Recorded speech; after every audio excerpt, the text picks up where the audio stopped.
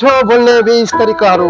एक मुस्कान दिएर बोल, दुई प्रेमले बोल, तीन सत्य बोल, चार सुस्तारी बोल, पाँच कम बोल, छ मिठो बोल, सात नम्र भई बोल, आठ बोल्नकै लागि बोल, नौ औषधिले मात्र बोल, 10 आश्वासन दिने गरी बोल, 11 अरूको आत्मासम्म नटुट्ने गरी बोल, 12 प्रेरणा दिने गरी बोल, 13 धन्यवाद सहित बोल, 14 धैर्यतापूर्वक बोल, 15 सकारात्मक भएर बोल, 16 हृदयबाट निस्केर बोल, 17 क्षमा गर्ने भावले बोल, 18 आँसु मिसाएर बोल, 19 सत्य धर्मको मार्ग देखाउने गरी बोल, 20 मौन पनि बोल्छ भन्ने सम्झेर बोल।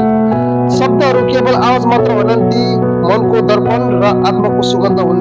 बोल्दा मुस्कान मिसाएर हृदय नजिकिन्छ, प्रेम मिसाएर सम्बन्ध अमर हुन्छ, सत्य मिसाएर विश्वास टुट्दैन, नम्रता मिसाएर सम्बन्ध अझै मिठो हुन्छन्।